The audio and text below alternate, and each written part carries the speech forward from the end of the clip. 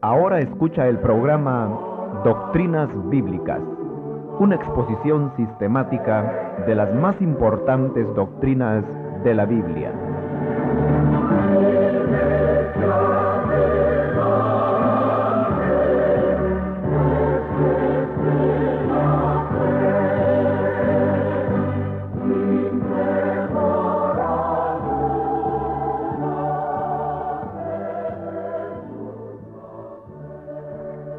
Con la oración de que la bendición de Dios sea en su hogar y con todos los que le escuchan, le estamos saludando una vez más a través del programa Doctrinas Bíblicas, donde nos hemos propuesto la tarea de ir analizando una a una todas aquellas enseñanzas fundamentales de la palabra de Dios. Hemos recomendado ya que es conveniente que al escuchar este programa usted pueda tener a mano algún cuaderno donde usted pueda ir anotando aquellas ideas principales que se vierten en nuestro estudio, ya de que habremos de citar muchas porciones de la Escritura, probablemente no le quedará a usted suficiente tiempo como para buscarlas en su propia Biblia. Pero usted puede anotar estas citas bíblicas para después en su hogar poderlas leer tranquilamente. Así que es importante que usted tenga su cuaderno de anotaciones ahora que nos disponemos a iniciar nuestro siguiente tema de doctrinas bíblicas. Estudiamos con anterioridad el tema de la inspiración de las Escrituras. Ahora vamos a estudiar otro tema fundamental de la fe cristiana, como es el tema de la Trinidad de Dios.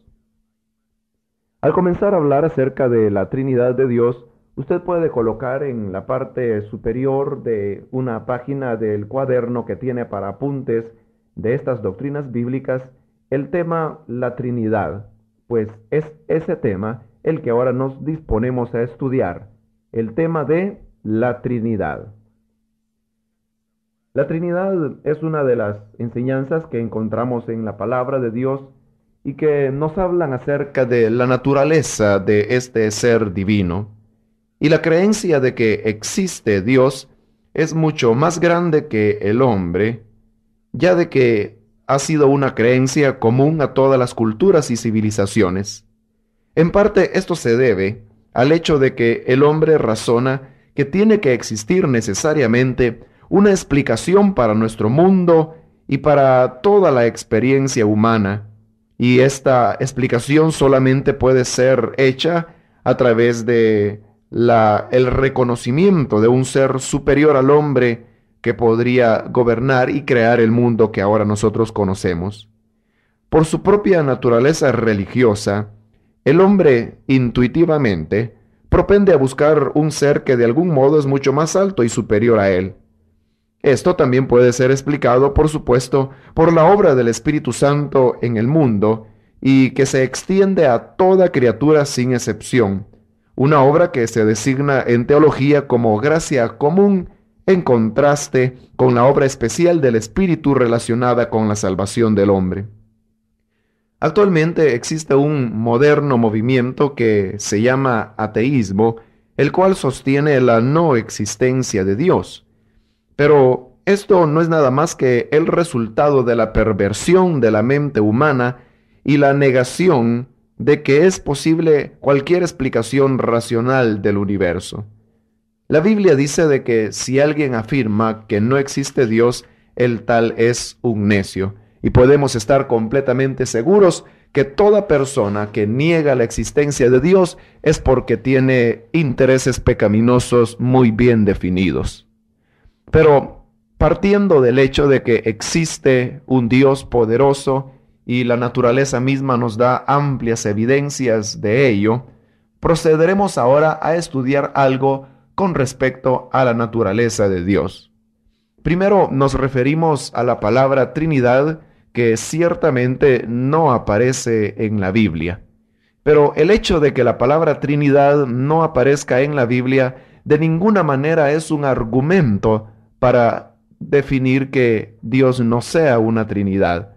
ya de que hay otras doctrinas fundamentales de la Biblia que también su palabra no aparece en la Biblia y que sin embargo es una verdad escritural. Tal es lo que sucede con, por ejemplo, el rapto de la iglesia.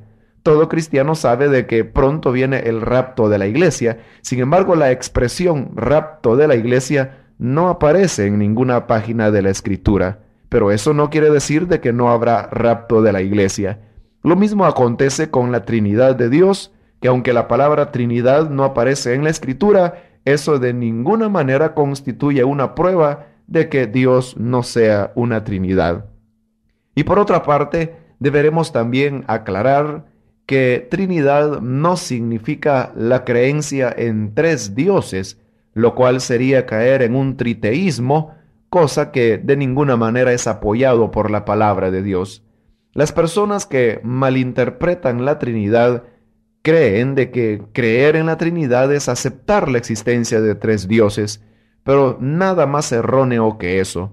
Todo lo contrario, la Trinidad defiende ardientemente que solamente existe un único Dios verdadero y que fuera de él no hay otro.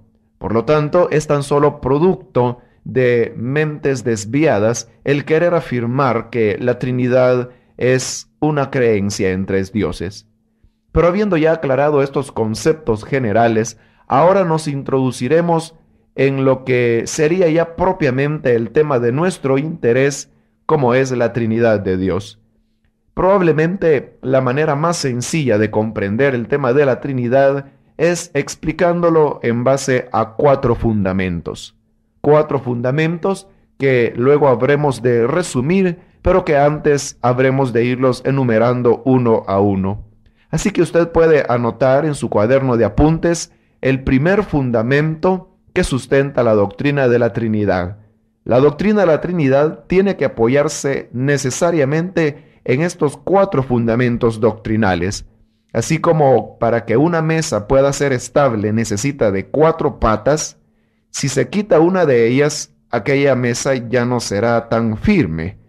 Y lo mismo si se añade una más, esa pata estará de más. Lo mismo sucede con la doctrina de la Trinidad, tiene cuatro fundamentos y no se puede quitar ninguno de ellos sin menoscabar su firmeza, como tampoco es necesario añadir nada más. Por lo tanto, veamos cuál es el primer fundamento de la doctrina de la Trinidad. Puede usted, como ya dije, colocar ahí en su cuaderno, número 1, el primer fundamento es de que existe un solo Dios. Ese es el primer fundamento sobre el cual se apoya la doctrina de la Trinidad, que existe un solo Dios. Hay amplia base bíblica en la palabra de Dios para demostrar que en realidad no existen 3, 4 ni 5 dioses, sino que solamente hay un Dios. Donde quiera que nosotros busquemos en la palabra de Dios, hallaremos testimonios muy elocuentes que nos hablan acerca de la existencia de un solo Dios. Ahora sería quizás demasiado agotador tener que examinar todos esos pasajes, pero vamos a ver algunos de ellos solamente, donde de una forma muy clara se nos dice que solamente hay un Dios. Usted puede ir anotando esas citas bíblicas, yo las leeré, pero usted puede conformarse solamente con anotarlas para posteriormente leerlas en su hogar por razones del tiempo. La primera cita bíblica que nos corrobora la verdad de que hay un solo Dios, la encontramos en el libro de Deuteronomio, capítulo 6 y versículo 4, donde dice: Oye Israel, Jehová nuestro Dios, Jehová uno es. Probablemente este sea uno de los pasajes más conocidos donde se confirma que Dios solamente es uno, pues dice Jehová uno es. Y es una oración que los judíos tenían la obligación de repetir diariamente como parte de su fe judaica, pues ellos defendían de una manera ardiente que solamente existe un Dios, como lo hace también la doctrina de la Trinidad. Otro pasaje, y ahora del Nuevo Testamento, que nos confirma la misma verdad de que solo existe un Dios, lo encontramos en Romanos capítulo 3 y versículo 30, donde dice, porque Dios es uno. Creo de que el pasaje es breve, pero a la vez es muy claro en su expresión cuando dice, porque Dios es uno. Otro pasaje más del Nuevo Testamento que nos confirma la misma verdad bíblica de que solamente hay un Dios, lo encontramos en la primera carta del apóstol Pablo a Timoteo, capítulo 2 y versículo 5, donde dice, porque hay un solo Dios. Un pasaje también muy claro, donde de una manera contundente se nos corrobora esta primera gran verdad de que solamente hay un Dios.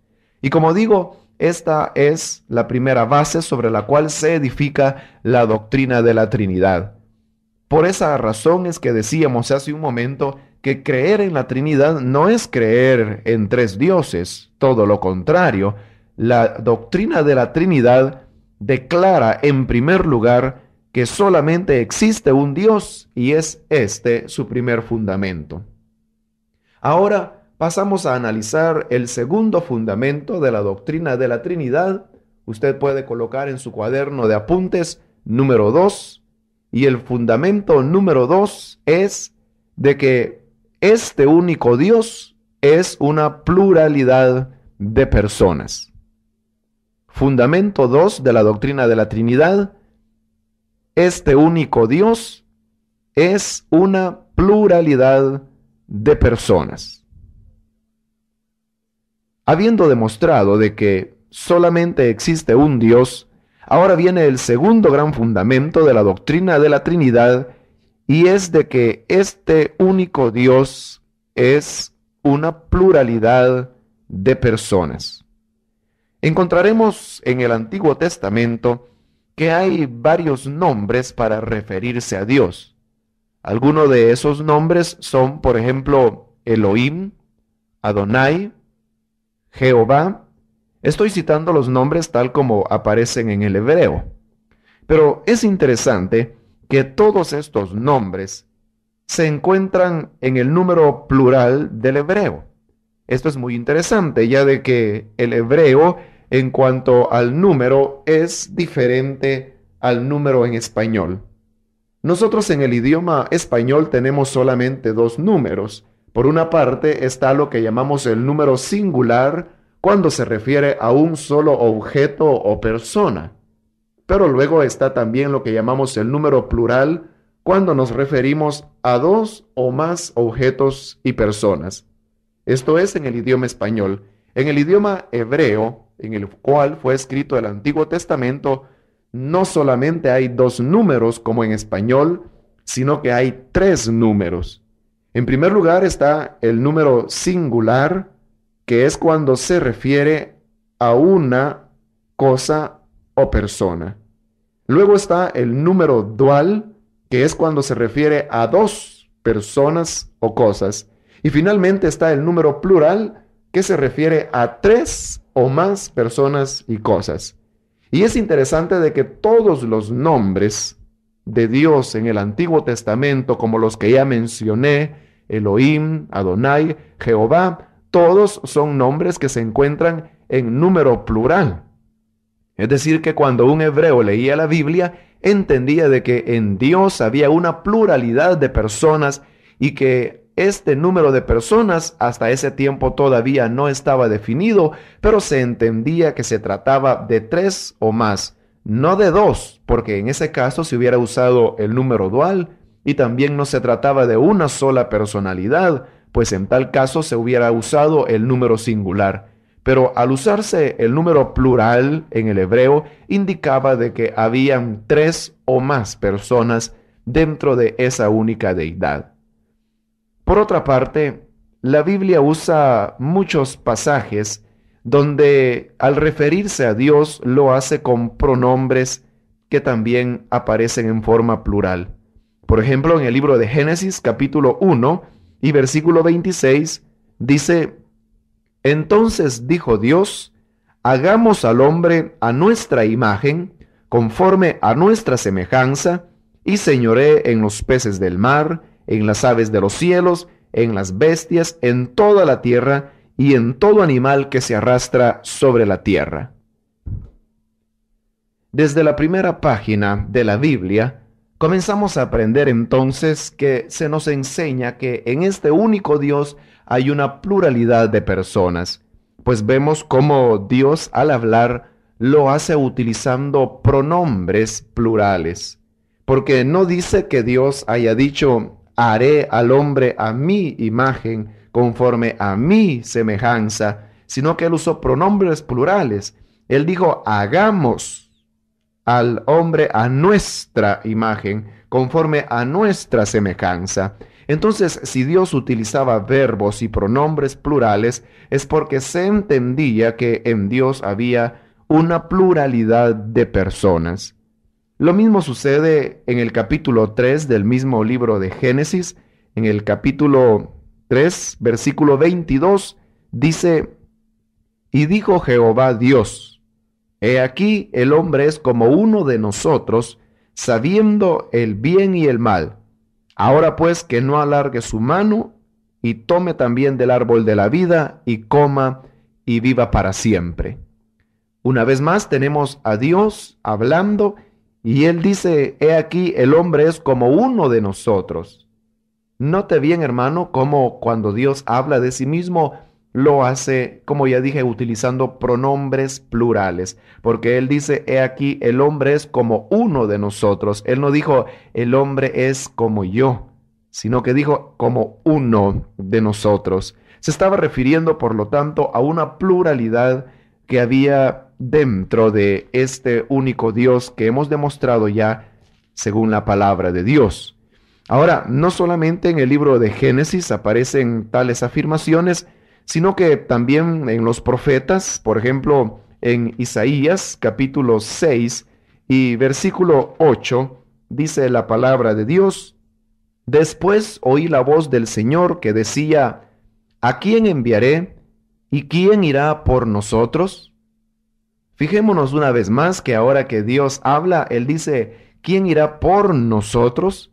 Está usando una vez más un pronombre plural para referirse a sí mismo.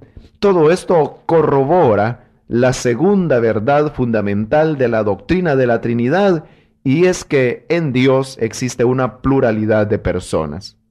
Otro pasaje muy interesante también es el que encontramos en el libro del profeta Oseas, capítulo 12.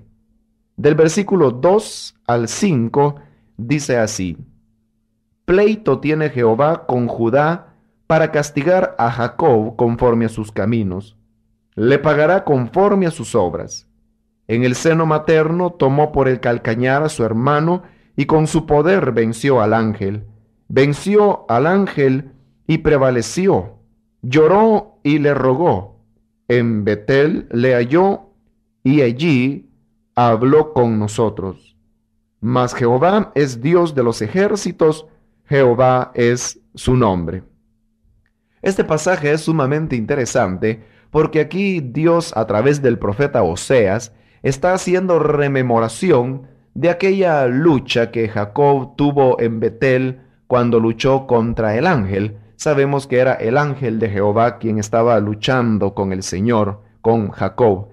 Pero dice que el versículo 4, que venció al ángel y prevaleció, lloró y le rogó, en Betel le halló, y luego dice, allí habló con nosotros. Pero fíjese bien cómo dice Dios, allí habló con nosotros. Y Jacob precisamente por eso le puso al lugar Betel, que significa casa de Dios, porque fue allí donde él pudo ver el rostro del Señor. Pero el Señor dice, allí habló con nosotros. Lo hace de una manera plural siempre, con lo cual se corrobora la verdad bíblica de que en este único Dios verdadero hay una pluralidad de personas. Nótese bien que no estamos diciendo que hay varios dioses. Ya dijimos que solamente hay un Dios, y ese es el primer gran fundamento de la doctrina de la Trinidad. Lo que estamos diciendo es que dentro de esta única deidad hay una pluralidad de personas. O sea, es una misma sustancia, un mismo ser divino, pero que se manifiesta en diferentes personas por lo visto hasta este momento. Ahora, en el Antiguo Testamento no se había llegado todavía a una revelación plena de que cuántas eran las personas que participaban de la divinidad. Sin embargo, habían ya algunos pasajes donde de una manera muy evidente podía verse cómo de una manera simultánea aparecían estas diferentes personas de la Trinidad. Por ejemplo, en el libro del profeta Daniel, capítulo 7, en el versículo 9, dice: estuve mirando hasta que fueron puestos tronos y se sentó un anciano de días, cuyo vestido era blanco como la nieve y el pelo de su cabeza como lana limpia. Su trono llama de fuego y las ruedas del mismo fuego ardiente. Aquí tenemos una visión que tuvo Daniel y dice de que él pudo ver a Dios y lo vio como un anciano de días que estaba sentado sobre un trono de fuego. Pero en la misma visión, más adelante en el versículo 13 dice: miraba yo en la visión de la noche, y he aquí con las nubes del cielo venía uno como un hijo de hombre, que vino hasta el anciano de días, y le hicieron acercarse delante de él. Y le fue dado dominio, gloria y reino, para que todos los pueblos, naciones y lenguas le sirvieran. Su dominio es dominio eterno que nunca pasará, y su reino uno que no será destruido. Esta es, podríamos decir, la primera vez en toda la historia de las revelaciones de Dios al hombre cuando se veía simultáneamente al menos a dos de las personas de la Trinidad. En primer lugar está lo que dijimos ya, el anciano de días, sentado sobre su trono de fuego, pero luego dice que se acercó otro como hijo de hombre, al cual le fue dado gloria y reino y dominio por todas las eternidades. Indudablemente que este como hijo de hombre que vio Daniel no era otro sino nuestro Señor Jesucristo. Es por lo tanto esta una de las primeras revelaciones que la Biblia da de una manera simultánea de las personas de la Trinidad. Ahora, la revelación plena de que cuántas eran las personas que componían esta única deidad se vino a descubrir hasta en el Nuevo Testamento, y la primera vez en toda la historia de la eternidad de Dios, cuando aparecen simultáneamente las tres personas de la Trinidad, fue en el momento del bautismo en agua de nuestro Señor Jesucristo. Esto se nos narra en el Evangelio según San Mateo, capítulo 3, versículos 16 y 17, donde dice: y Jesús, después que fue bautizado, subió luego del agua, y he aquí los cielos le fueron abiertos, y vio al Espíritu de Dios que descendía como paloma y venía sobre él. Y hubo una voz de los cielos que decía: este es mi Hijo amado, en quien tengo complacencia.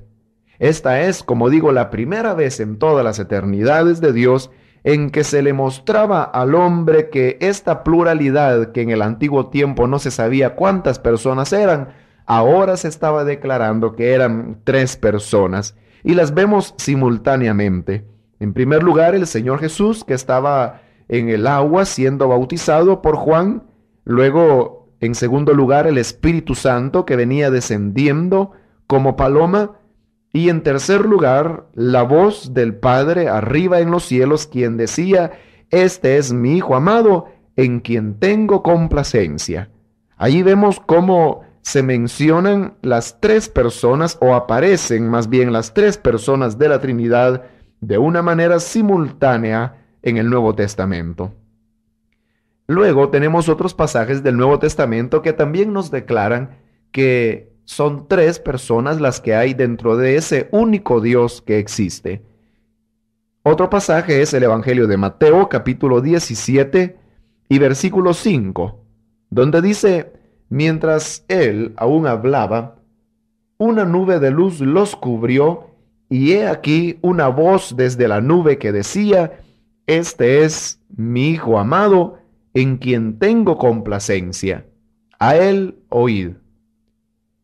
En este pasaje donde se nos describe lo que sucedió en el monte que se llama de la Transfiguración, vemos una vez más que mientras el Señor Jesucristo hablaba, el Padre apareció como en una forma de nube y entonces dijo: este es mi Hijo amado en quien tengo complacencia, a él oíd. Aquí vemos otra vez que dos personas de la Trinidad estaban apareciendo de manera simultánea.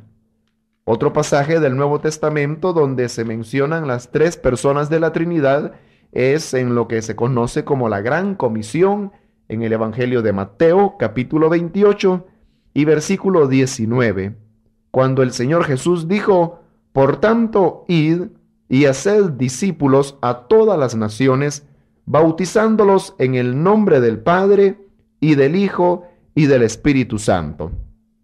Aquí tenemos que el Señor Jesús estaba enumerando las personas que formaban parte de esa única divinidad, y él dijo que eran tres: el Padre, el Hijo y el Espíritu Santo. Pero hay todavía otros pasajes del Nuevo Testamento donde podemos contemplar a las tres personas de la Trinidad simultáneamente y de una manera diferenciada, que es eso lo que sostiene la Trinidad, que solamente existe un Dios, una misma sustancia que no es dividida y que se manifiesta en tres personalidades que son diferentes entre sí y que no se pueden mezclar.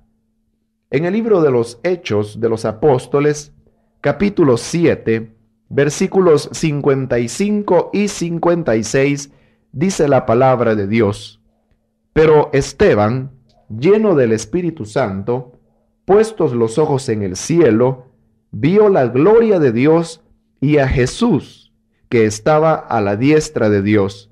Y dijo: he aquí, veo los cielos abiertos y al Hijo del Hombre que está a la diestra de Dios. Este es un pasaje muy interesante del martirio de Esteban, porque aquí vemos que otra vez aparecen simultáneamente las tres personas de la Trinidad. En primer lugar aparece el Espíritu Santo, pues dice el versículo 55 que Esteban estaba lleno del Espíritu Santo. Ahí tenemos la primera persona que estaba llenando a Esteban. Y luego dice que puesto los ojos en el cielo, vio la gloria de Dios. Ahí está otra persona de la Trinidad, Dios. Y luego dice que vio también a Jesús, que estaba a la diestra de Dios. Ahí tenemos la tercera persona de la Trinidad, a Jesús que estaba a la diestra de Dios. Y el mismo Esteban lo dijo: he aquí veo los cielos abiertos y al Hijo del Hombre que está a la diestra de Dios. Es una porción más del Nuevo Testamento que nos confirma que hay tres personas en la única divinidad que existe, y hemos visto que son el Padre, el Hijo y el Espíritu Santo. Ya nuestro tiempo ha llegado a su fin y todavía tenemos más pasajes que nos confirman la veracidad de que en Dios hay una pluralidad de personas. Pero antes de finalizar, hacemos un resumen y decimos que la doctrina de la Trinidad no enseña que hayan tres dioses. Todo lo contrario, confirma que solamente existe un Dios, y ese precisamente es su primer fundamento, que solo hay un único Dios verdadero. En segundo lugar, el segundo fundamento de la doctrina de la Trinidad es que en este único Dios verdadero hay una pluralidad de personas, las cuales algunas veces aparecen en la Escritura simultáneamente y se sabe que son tres: el Padre, el Hijo y el Espíritu Santo. A ellos sean gloria hoy y por todos los siglos de los siglos. Amén.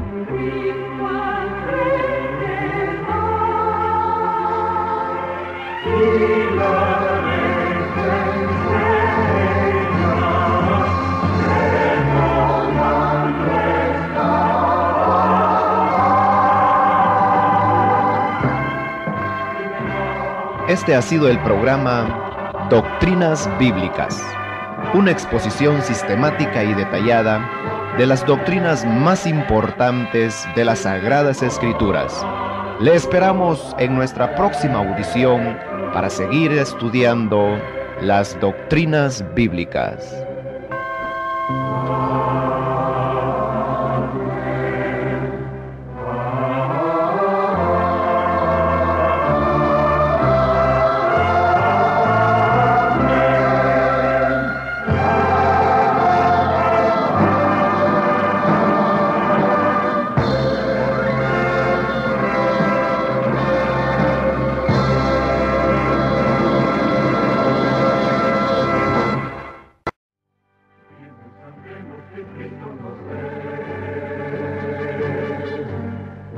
cantemos que Cristo nos ve. Ahora escucha el programa Doctrinas Bíblicas, una exposición sistemática de las más importantes doctrinas de la Biblia.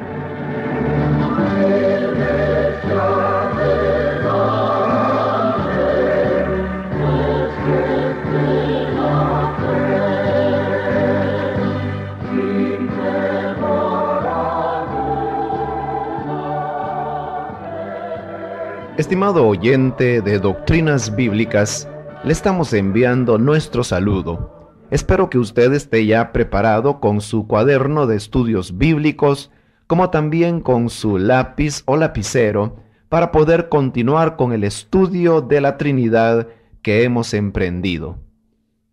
Continuando con este tema, habíamos visto ya de que la doctrina de la Trinidad tenía 4 fundamentos. El primero de ellos es de que solamente existe un Dios. Estudiamos las citas bíblicas que amparan esta enseñanza. El segundo fundamento, decíamos que era que en esta única divinidad, en este único Dios, hay una pluralidad de personas. Y precisamente dando las bases bíblicas de este último punto estábamos en nuestra última emisión.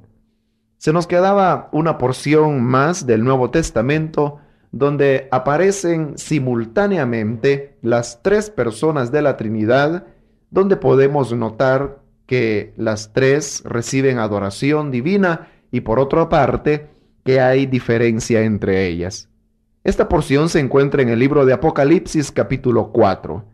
Si usted recordará, en este capítulo se nos narra lo que el apóstol Juan vio cuando él fue llevado al cielo y ahí pudo contemplar la majestad de Dios. Ahora Juan, que estuvo ya en el cielo y que pudo ver a Dios, él puede decirnos si se trata de una Trinidad o no. Veamos cuál es su relato. En primer lugar, en el capítulo 4 y versículo 5, él dice que vio un trono del cual salían relámpagos y truenos y voces, y delante del trono ardían 7 lámparas de fuego, las cuales son los 7 espíritus de Dios. Trate usted de irse formando ese cuadro mentalmente, ese cuadro que Juan pudo contemplar. En primer lugar vio un trono y alrededor de este trono en forma de círculo había 7 lámparas. Juan nos explica que esas 7 lámparas son los espíritus de Dios. Es decir, que esas 7 lámparas estaban representando al Espíritu Santo. Ahí tenemos ya una de las personas que componen la única divinidad que existe. Pero en el capítulo 5 continúa la misma visión y en el versículo 1 dice: «Y vi en la mano derecha del que estaba sentado en el trono un libro escrito por dentro y por fuera, sellado con 7 sellos». Además de esas 7 lámparas que están alrededor del trono, había alguien más que estaba sentado en ese trono que estaba en medio de las 7 lámparas. Sabemos que ese que estaba sentado en el trono era Dios el Padre. Por lo tanto, ahí van ya 2 personas. Primero el Espíritu Santo en forma de 7 lámparas, luego el Padre sentado en el trono. Y en el mismo capítulo 5 de Apocalipsis, en los versículos 6 y 7 se nos dice: «Y miré y vi que en medio del trono y de los 4 seres vivientes y en medio de los ancianos estaba en pie un cordero como inmolado». Aquí tenemos que aparece otro personaje más al cual Juan llama el Cordero. Para nosotros no hay ninguna duda que se está refiriendo al Señor Jesucristo. Y es así como tenemos ya completo el cuadro. En primer lugar, las 7 lámparas alrededor del trono, que son el Espíritu Santo. Luego el Padre sentado en el trono y delante de él el Cordero puesto en pie. Ahí tenemos en un mismo momento, simultáneamente, mostradas las 3 personas de la Trinidad. Y se ve que entre ellas son diferentes, pues el versículo 7 del mismo capítulo 5 dice Juan que el Cordero vino y tomó el libro de la mano derecha del que estaba sentado en el trono. O sea que uno era el que estaba sentado en el trono y otro era el cordero que tuvo que caminar hasta el trono para tomar de la mano derecha del que estaba ahí sentado el libro escrito por dentro y por fuera. Este pasaje entonces es muy explícito al enseñarnos que en Dios hay una pluralidad de personas y que estas personas son tres: el Padre, el Hijo y el Espíritu Santo, y que además son personas diferenciables entre sí, aunque son un mismo Dios, pues solamente existe un Dios verdadero. Y con esto completamos ya lo que sería el segundo fundamento de la Trinidad. Y así pasamos al tercer fundamento, pues decíamos que eran 4 fundamentos sobre los que se apoyaba la doctrina de la Trinidad. Y decíamos que al igual que una mesa necesita 4 patas para sostenerse firme, de igual manera la doctrina de la Trinidad, para mantenerse firme, necesita de 4 fundamentos sustanciales. Los primeros 2 los hemos estudiado ya y eran de que solamente hay un Dios y luego de que este Dios es una pluralidad de personas. Pero ahora viene el tercer fundamento con el cual vamos completando ya el panorama de la doctrina de la Trinidad. Y este tercer fundamento es de que cada una de estas personas es Dios. Usted puede anotar ahí en su cuaderno de apuntes: tercero, cada una de estas personas es Dios. Este sería el tercer fundamento de la doctrina de la Trinidad y que se añade a los 2 que hemos visto ya con anterioridad. Al decir de que cada una de estas personas es Dios, nos estamos refiriendo a que, como hemos visto ya que en la palabra se nos muestra que existe el Padre, el Hijo y el Espíritu Santo, ahora es interesante el reconocer que tanto el Padre como el Hijo y como el Espíritu Santo, los 3 son el mismo Dios, o sea, en los 3 hay divinidad. En primer lugar, veamos al Padre. El Padre es Dios. Así lo enseña la palabra de Dios, las Escrituras. Hasta el presente creo que no ha existido ningún hereje que haya querido negar que Dios es el Padre, o más bien de que el Padre posee divinidad. Pero aún con eso hay pasajes de la Biblia donde con toda claridad se nos dice de que el Padre es Dios. El primero de ellos se encuentra en el libro de Isaías, capítulo 44 y versículo 6, que dice: Así dice Jehová, Rey de Israel y su Redentor, Jehová de los ejércitos: yo soy el primero y yo soy el postrero, y fuera de mí no hay Dios. Con toda claridad se nos está enseñando en ese pasaje que el Padre es Dios, pues Él dice: fuera de mí no hay Dios. Hay muchos más pasajes en el Antiguo Testamento que nos declaran la misma verdad de que el Padre es Dios, pero no vamos a tocarlos todos ellos, pues sería muy agotador. Solamente damos ese pasaje del Antiguo Testamento y ahora un pasaje del Nuevo Testamento que también nos declara que el Padre es Dios. En 1 Corintios capítulo 8, versículo 6, dice la palabra del Señor: para nosotros, sin embargo, solo hay un Dios, el Padre. Creo que es una porción breve pero muy explícita, donde se nos enseña que el Padre es Dios. Por lo tanto, esto viene a ser ya la primera parte de este tercer fundamento, pues decíamos que este tercer fundamento asegura que cada una de estas personas es Dios y hemos visto ya de que el Padre es Dios. Ahora, con respecto al Hijo, también hay muchos pasajes de la Biblia que nos declaran que Jesús es Dios. Uno de esos pasajes es el que encontramos en la carta del apóstol Pablo a los Romanos en el capítulo 9. Romanos 9, versículo 5, dice: de quiénes son los patriarcas y de los cuales, según la carne, vino Cristo, el cual es Dios sobre todas las cosas, bendito por los siglos. Amén. Es un versículo sumamente claro donde dice que Cristo es Dios sobre todas las cosas. Por lo tanto, ahí se nos está declarando que Jesús es Dios.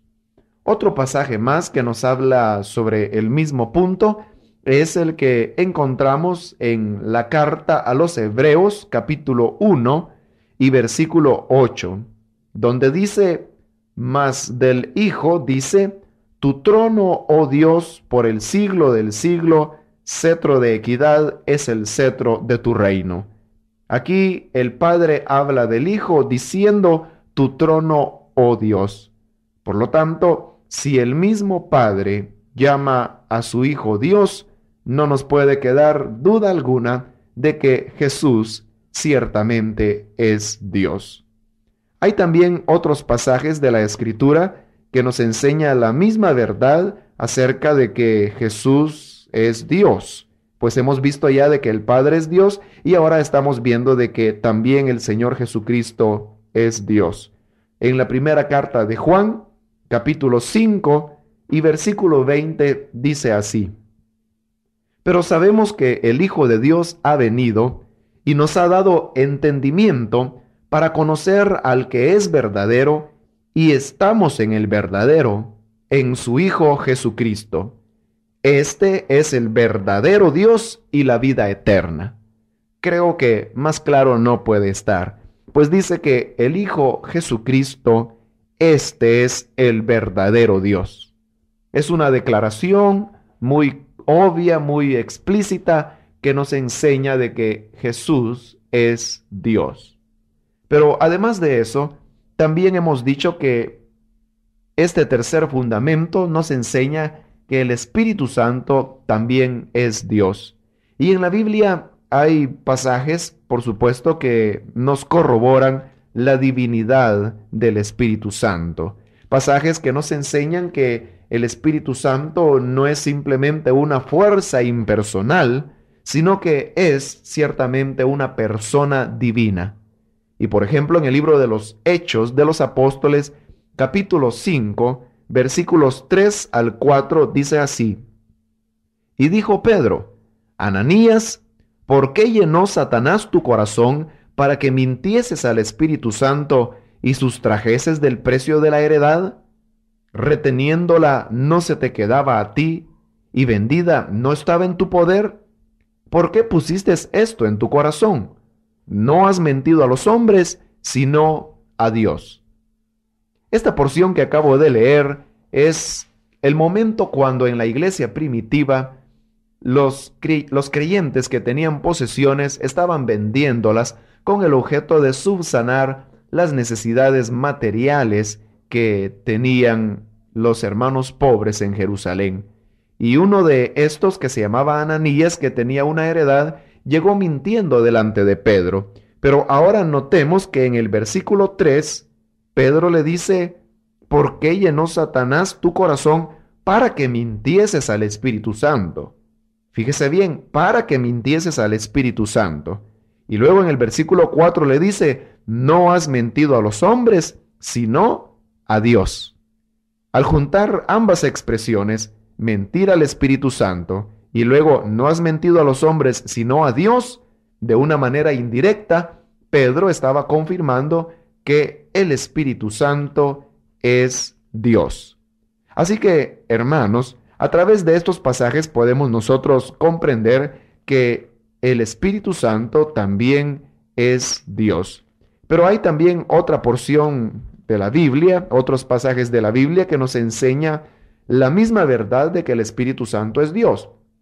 Por ejemplo, el apóstol Pedro dice que, hablando acerca de la inspiración de las Escrituras, que los santos hombres de Dios hablaron siendo inspirados por el Espíritu Santo. Eso es lo que dice Pedro, que los que escribieron la Escritura lo hicieron inspirados por el Espíritu Santo. Y en 2 de Timoteo, capítulo 3, versículo 16, el apóstol Pablo dice que toda la Escritura es inspirada por Dios.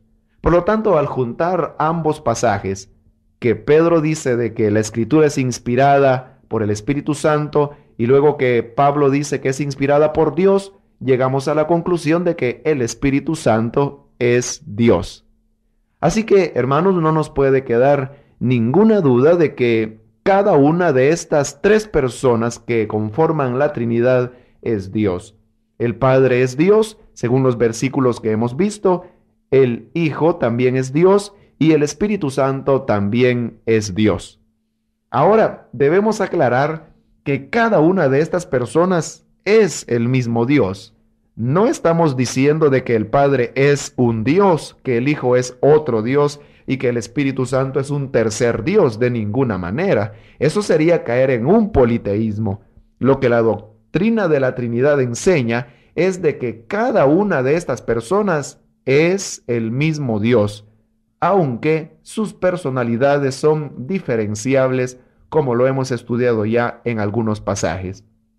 Y es así como llegamos al cuarto fundamento de la doctrina de la Trinidad, y es aquel que nos enseña que estas personas son distintas entre sí. Puede usted anotar en el cuaderno que usted tiene allí de doctrinas bíblicas, el cuarto fundamento es que estas personas son distintas entre sí.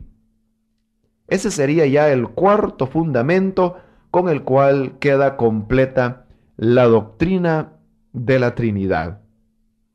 Ahora, en la Biblia hay abundantes pasajes que nos enseñan de que hay diferencia entre las personas de la Trinidad. Y aquí es donde se hace necesario, hermanos, hacer alusión a ciertas enseñanzas heréticas que dicen que, por ejemplo, Jesús es el Padre, o que dicen que el Espíritu Santo es el mismo Jesús. Estoy seguro que usted ha oído hablar acerca de estas doctrinas.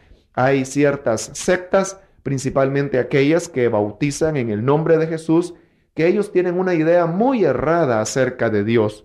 Pues ellos dicen de que solamente existe un Dios, y en eso tienen la razón. Pero el problema es de que ellos dicen de que Dios es Jesús y que el Padre no es nada más que otro nombre más que para el mismo Jesús. Y también dicen que el Espíritu Santo no es nada más que otro nombre para la misma persona de Jesús. Por lo tanto, ellos hacen una tremenda confusión al decir de que solamente hay una personalidad, la cual es Jesús, y así niegan la personalidad del Padre y del Espíritu Santo, atribuyéndola como que si se tratase solamente de otros nombres más para la misma persona de Jesús. Esto es un grave error, ya de que según hemos visto en la Escritura, no solamente hay una persona, sino de que hay tres personas. Ciertamente un solo Dios, pero tres personas distintas. Una sola sustancia divina que no es dividida y a la vez tres personas diferentes que no se pueden mezclar. Y es aquí donde cobra importancia el cuarto fundamento de la doctrina de la Trinidad, pues a través de este cuarto fundamento nos puede quedar claro el tremendo error doctrinal en el que se encuentran aquellos que sustentan la doctrina de solo Jesús. Veamos entonces este cuarto fundamento que, como dijimos ya, es el que nos enseña que estas tres personas son distintas entre sí. Comencemos a ver algunas evidencias bíblicas que nos demuestran esto. La primera se encuentra en el Evangelio según San Mateo, capítulo 20, y el versículo 23 dice: Jesús les dijo: a la verdad de mi vaso beberéis, y con el bautismo con que yo soy bautizado, seréis bautizados. Pero el sentaros a mi derecha y a mi izquierda no es mío darlo, sino a aquellos para quienes está preparado por mi Padre. Note que en este pasaje se hace muy evidente la diferencia que hay entre el Hijo y el Padre, pues Jesús dice: el sentarse a mi derecha o a mi izquierda, eso no es mío darlo, sino que es dado solamente al Padre. O sea, de que al decir Jesús que solamente el Padre podía dar ese favor, estaba como diciendo: yo no puedo darlo porque eso es algo que corresponde al Padre y no a mí. Y con eso estaba estableciendo una diferencia de personalidad entre el Hijo y el Padre. Y yo creo de que solamente con este versículo que acabamos de citar queda en entredicho ya el tremendo error en el que están los que sostienen la enseñanza de Jesús solo, pues ellos afirman de que Jesús y el Padre son la misma persona. Y si eso fuera cierto, entonces no tendría razón las palabras que ahora el Señor pronunciaba. Pero al decir yo no puedo dar eso, sino solamente mi Padre, estaba estableciendo una clara diferencia entre el Hijo y el Padre. Lo mismo sucede en este mismo Evangelio de Mateo, en el capítulo 26 y versículo 39, donde dice, yendo un poco adelante, se postró sobre su rostro orando y diciendo, Padre mío, si es posible, pase de mí esta copa, pero no sea como yo quiero, sino como tú. Vea qué interesante que en esta porción vemos que ahora el Señor estaba orando en el huerto de Getsemaní, pero es interesante la oración que él hacía. Solo el hecho de que Jesús orara es una prueba más de que hay diferencia entre la personalidad del Hijo y del Padre, porque si el Hijo fuera el mismo Padre, entonces ¿a quién estaba orando? Pero no solamente es aleccionador el hecho de que Jesús oraba, sino lo que él pedía en la oración. Él decía, Padre mío, si es posible, pase de mí esta copa. Y nótelo bien, decía, pero no sea como yo quiero, sino como tú. Con eso el Señor estaba estableciendo una diferencia de voluntad, que una podía ser la voluntad del Hijo y otra la del Padre, cuando Él decía, no sea como yo quiero, sino como tú. Así que, amados hermanos, en eso podemos aprender que una cosa es el Hijo, el cual tiene su propia voluntad, y otra cosa es el Padre, el cual también tiene su propia voluntad. El Hijo dijo, no sea como yo quiero, sino como tú quieras. Entonces hay diferencia entre la persona del Hijo y del Padre. La misma verdad se nos enseña en el mismo Evangelio de Mateo, capítulo 27, en el versículo 46. Dice la palabra de Dios, cerca de la hora novena, Jesús clamó a gran voz, diciendo, Elí, Elí, lama sabactani, esto es, Dios mío, ¿por qué me has desamparado? Este es otro pasaje de las Escrituras donde podemos notar la enorme diferencia que existía entre la persona del Hijo y del Padre. En esta porción que hemos leído, se presenta al Hijo de Dios clavado en la cruz a punto de expirar y decía, Dios mío, ¿por qué me has desamparado? Notemos bien de que Jesús ahí estaba argumentando que el Padre lo había desamparado.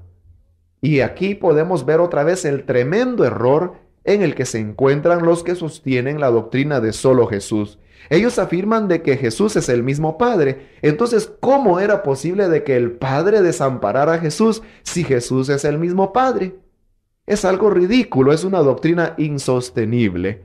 Y el mismo hecho de que Jesús dijera, ¿por qué me has desamparado?, nos muestra de que el Padre era una persona diferente al Hijo y que podía apartarse de él y podía desampararlo, tal como el Señor lo estaba diciendo. Y una cosa más importante aún es de que esta destitución que ahora Jesús estaba sufriendo del Padre era precisamente la base de nuestra redención. Porque la paga del pecado es muerte, y sabemos que la muerte espiritual es la separación de Dios.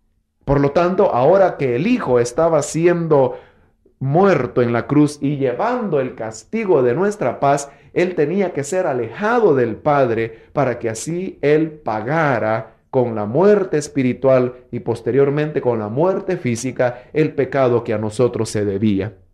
Por lo tanto, era necesario de que hubiera diferencia entre las personas de la Trinidad. Una era la persona del Padre que ahora se alejaba y otra era la persona del Hijo que estaba sufriendo ese desamparo para de esa manera redimirnos. Por lo tanto, el sostener la doctrina de Jesús solo sería aún negar el acto sustitutorio de Cristo y sería aún negar la base de nuestra redención. Pero al enseñar y confirmar la doctrina de la Trinidad, podemos nosotros corroborar de que ciertamente la redención fue obrada y esto fue posible porque una persona es el Hijo y otra persona es el Padre. Pasajes como este que acabo de citar y los que mencionamos anteriormente abundan en el Nuevo Testamento. Hemos tocado solamente las porciones que aparecen en el Evangelio de Mateo y todavía hay muchas otras porciones. Por ejemplo, en el Evangelio de Marcos, capítulo 13, encontramos otro pasaje más de la Biblia que nos enseña que las personas de la Trinidad son diferentes entre sí. Marcos 13, versículo 32, dice de la siguiente manera: pero de aquel día y de la hora nadie sabe, ni aun los ángeles que están en el cielo, ni el Hijo, sino el Padre. Aquí Jesús estaba hablando sobre la venida del Hijo del Hombre y él dice, de esa hora y de ese día nadie sabe, sino no lo saben los ángeles, ni tampoco el Hijo, sino solamente el Padre. Pero fíjese qué interesante, él dijo, no lo sabe el Hijo, sino solamente el Padre. Por lo tanto, una cosa es el Hijo y otra cosa es el Padre. Porque si Jesús fuera el Padre mismo, como afirman los que sostienen la doctrina de solo Jesús, pues en ese caso, ¿por qué no habría de saberlo el Hijo si fuera el mismo Padre? Pero al decir el Hijo no lo sabe, sino solamente el Padre, estaba estableciendo una clara diferencia entre las personas del Hijo y del Padre. Son dos personas distintas y por lo tanto la enseñanza de Jesús solo y su consecuencia del bautismo en el nombre de Jesús es un absurdo que no puede tener ningún amparo bíblico. El tiempo está llegando ya a su fin y todavía no hemos terminado todas las evidencias bíblicas que nos corroboran este cuarto punto, y es de que estas personas de la Trinidad son diferentes entre sí. Pero ya para concluir, hacemos un resumen. En primer lugar, hemos dicho que la doctrina de la Trinidad no enseña que haya tres dioses, sino solamente uno. Pero la doctrina de la Trinidad tiene cuatro fundamentos. El primero es de que solamente existe un Dios. El segundo, de que en este único Dios hay una pluralidad de personas.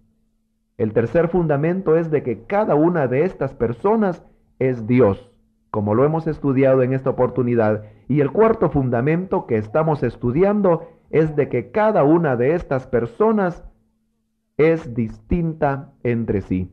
Este cuarto fundamento es el que continuaremos desarrollando en una ocasión posterior.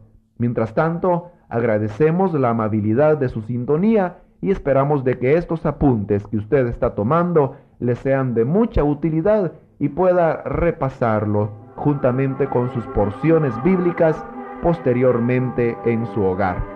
Le esperamos para nuestra próxima emisión, cuando continuaremos con el tema de la Trinidad de Dios.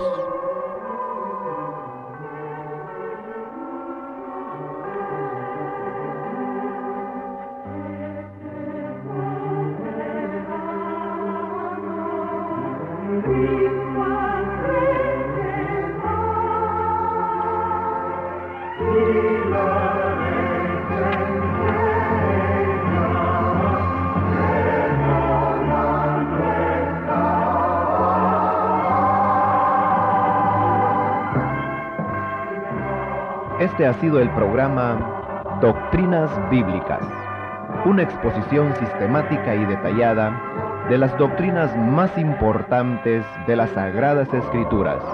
Le esperamos en nuestra próxima audición para seguir estudiando las doctrinas bíblicas.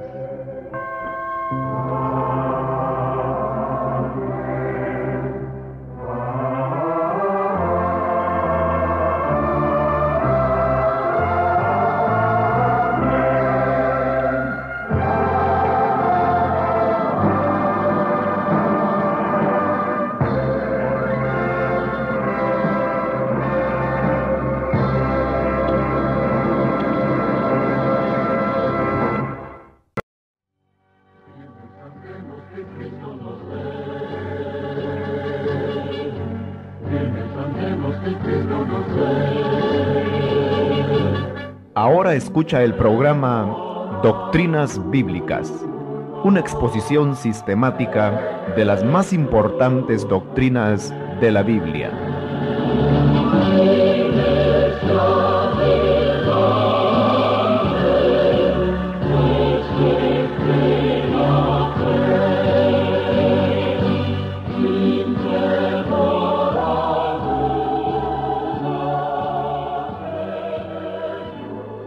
Estimado oyente, una vez más estamos en sus hogares para continuar con nuestro estudio de las doctrinas bíblicas. Siempre hacemos a usted la recomendación de tener a mano su cuaderno de apuntes, donde confiamos que usted lleva ya algunas anotaciones sobre estos temas de doctrina básica cristiana que hemos estado estudiando. En las últimas ocasiones, el tema que nos ha estado ocupando es el tema de la Trinidad. Y hemos visto ya algunos programas, diferentes aspectos de este tema tan importante.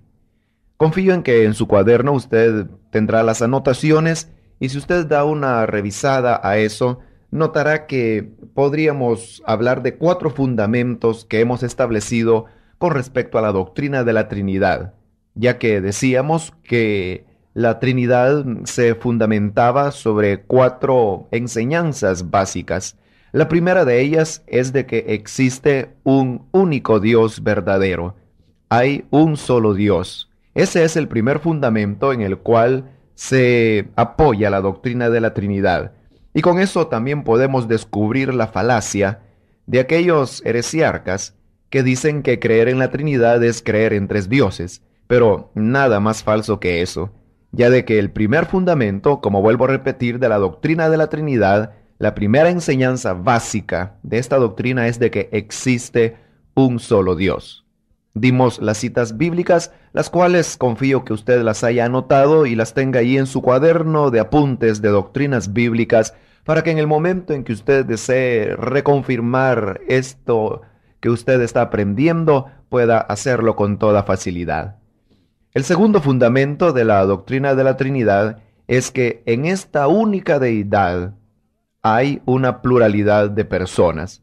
Dimos varios argumentos, como el argumento filológico, es decir, la clase de pronombres y de números que se usan en el idioma hebreo para referirse a los nombres de Dios. También vimos cómo habían muchos pasajes tanto del Antiguo como del Nuevo Testamento donde las personas de la Trinidad se mostraban de una manera simultánea y claramente diferenciable entre ellas. Luego, estudiamos el tercer fundamento de la doctrina de la Trinidad, y es de que cada una de estas 3 personas es Dios. Vimos las bases bíblicas que demostraban que el Padre es Dios, que el Hijo es Dios y que también el Espíritu Santo es Dios. Pero una vez más volvíamos a ratificar que no es que la doctrina de la Trinidad afirme que el Padre es un Dios, que el Hijo es otro Dios y el Espíritu Santo es otro Dios, con lo cual tendríamos 3 dioses. Eso no lo enseña la doctrina de la Trinidad, sino que lo que enseña es de que el Padre es Dios, el Hijo es el mismo Dios y el Espíritu Santo es el mismo Dios. Y es aquí donde viene el cuarto fundamento de la doctrina de la Trinidad, y es de que estas 3 personas son distintas entre sí. Es decir, que aunque Padre, Hijo y Espíritu Santo son el mismo Dios, sin embargo, entre ellos hay diferencia de personalidad. Y precisamente en este cuarto fundamento de la doctrina de la Trinidad es donde nos habíamos detenido en la última oportunidad, y confío, amado hermano, en que sus anotaciones estén de acuerdo a este breve resumen que hemos hecho. Ahora seguimos adelante con este cuarto fundamento, que como ya dije es el que las 3 personas de la Trinidad, aunque son el mismo Dios, sin embargo, son diferenciables entre sí. Hay diferencia entre las personas. Y decíamos también que con este cuarto fundamento quedaba al descubierto el terrible error en que se encuentran aquellas sectas que mantienen la enseñanza de Jesús solo, o solo Jesús, como se hacen llamar en otros países, aunque aquí se les conoce más que todo por el nombre de sus denominaciones, las cuales principalmente son dos. Una de ellas es la que se hace llamar Iglesia Pentecostal Unida y la otra es la que se hace llamar Iglesia Apostólica de la Fe en Jesús. Hay otras denominaciones que también sostienen la doctrina de Jesús solo, pero estas dos que he mencionado son las más reconocidas y las que tienen mayor número de congregaciones en nuestro país. La doctrina que enseñan estas congregaciones que bautizan en el nombre de Jesús es de que solamente hay un Dios, y en eso dicen verdad, pues la Biblia así lo enseña. Pero el error de ellos está en confundir las personalidades de Dios, pues ellos dicen de que el Padre es el mismo Hijo y a su vez el Espíritu Santo es el mismo Hijo. Padre no es nada más que otro nombre más para la misma persona divina que es Jesús, y Espíritu Santo no es nada más que otro nombre más para el mismo Jesús. O sea, de que ellos niegan la personalidad del Padre y del Espíritu Santo y dicen que solamente hay una persona en la divinidad, la cual es Jesús. Eso es un grave error. Ya la vez anterior, cuando comenzamos a estudiar este fundamento, dimos muchas citas bíblicas donde con toda claridad quedaba demostrado que hay diferencia de personalidad entre el Padre, el Hijo y a su vez entre estos dos y el Espíritu Santo. Por lo tanto, es una herejía la enseñanza que sostienen estas sectas de Jesús solo. Vamos ahora a continuar con nuestro estudio, dando más citas bíblicas que nos demuestran que hay diferencia entre estas personalidades, y cada uno de estos versículos que vamos mencionando, usted podrá notar que es una evidencia contundente en contra de las pretensiones de esta secta herética de solo Jesús. Las citas son muchas y como ya hemos dicho en otras oportunidades, seguramente no le quedará durante este programa la suficiente oportunidad como para irlas leyendo en su Biblia. Pero usted, como tiene a mano su libro de anotaciones, puede ir anotando cada una de estas citas bíblicas y luego yo las iré leyendo en la escritura. Usted las escucha y posteriormente en su hogar usted puede estudiar más detenidamente cada uno de estos pasajes. Continuamos pues dando más citas bíblicas que nos demuestran que las personas de la Trinidad son diferentes entre sí. Vamos al Evangelio de Lucas, capítulo 2, el versículo 49. Entonces Jesús les dijo: ¿por qué me buscabais? ¿No sabíais que en los negocios de mi Padre me es necesario estar? El pasaje es muy conocido. Nos habla de la oportunidad cuando el niño Jesús se había quedado en Jerusalén y sus padres lo habían perdido. Pero cuando finalmente lo encuentran, él dijo: Hijo, ¿por qué nos has hecho así? Jesús respondió: ¿por qué me buscabais? ¿No sabíais que en los negocios de mi Padre me es necesario estar? Notemos cómo en esta expresión que el Señor daba, en los negocios de mi Padre me es necesario estar, hay una diferenciación implícita entre las personalidades del Hijo y del Padre, porque la doctrina de los solo Jesús enseña de que el Padre no es nada más que otra función que el Hijo desempeña. Pero notemos de que Jesús no dijo: en mis negocios como Padre me es necesario estar. No lo dijo así, sino que él dijo: en los negocios de mi Padre, con lo cual él estaba estableciendo que su Padre era diferente de él mismo y que además él estaba encargándose de esos negocios que correspondían a los intereses de su Padre. Por lo tanto, en la misma forma de expresarse del Señor, podemos notar de que estaba ya tácitamente una diferencia entre la personalidad del Hijo y del Padre. Otro pasaje más es en el mismo Evangelio de Lucas, capítulo 12, Lucas 12, versículo 10. Allí dice la palabra de Dios: a todo aquel que dijere alguna palabra contra el Hijo del Hombre, le será perdonado, pero al que blasfemare contra el Espíritu Santo, no le será perdonado. Aquí pasamos ya a otro aspecto de este tema que estamos tocando, porque hasta este momento solamente hemos citado pasajes que nos demuestran la diferencia de personalidad que hay entre el Hijo y el Padre. Pero ahora, en este versículo que acabamos de citar, podemos comprender la diferencia que existe de personalidad entre el Hijo y el Espíritu Santo. Pues el Señor mismo dijo, cualquiera que dijere alguna palabra contra el Hijo del Hombre, es decir, contra el Señor Jesús, le será perdonado, pero al que blasfemare contra el Espíritu Santo, no le será perdonado. Es muy clara que una persona es Jesús y otra persona es el Espíritu Santo. Es muy clara, digo, la diferencia que existe, porque el Hijo dice, si me blasfeman, yo les perdonaré, pero el que blasfeme contra el Espíritu Santo no le será perdonado. Eso, obviamente, para cualquier persona que tenga un poco de raciocinio, comprende de que entonces una persona es el Hijo y otra es el Espíritu Santo, porque se puede blasfemar contra el Hijo sin blasfemar al Espíritu Santo, lo cual será perdonado, pero al que blasfemare contra el Espíritu Santo no le será perdonado jamás. Eso es una enseñanza muy clara que nos deja entrever que hay diferencia de personalidad entre el Hijo y el Espíritu Santo. La doctrina de Jesús solo dice de que el Espíritu Santo es el mismo Señor Jesús. Pero entonces, ¿cómo podría explicarse este pasaje? Si el Espíritu Santo es el mismo Hijo del Hombre, entonces ¿cómo es de que Jesús dijo que le sería perdonado si blasfemaba contra el Hijo, pero no si blasfemaba contra el Espíritu Santo? Sería una verdadera confusión. Y ciertamente que esa doctrina de solo Jesús y su secuela del bautismo en el nombre de Jesús no es nada más que un absurdo que, como ya hemos dicho, no tiene lugar ni siquiera en el entendimiento humano, como tampoco en la palabra de Dios, que es lo más determinante. Analicemos ahora otro pasaje más que nos demuestra que hay diferencia de personalidad entre las personas que componen la divinidad. En el Evangelio de Lucas, capítulo 23, versículo 46. Lucas 23, 46. Entonces Jesús, clamando a gran voz, dijo, Padre, en tus manos encomiendo mi espíritu. Y habiendo dicho esto, expiró.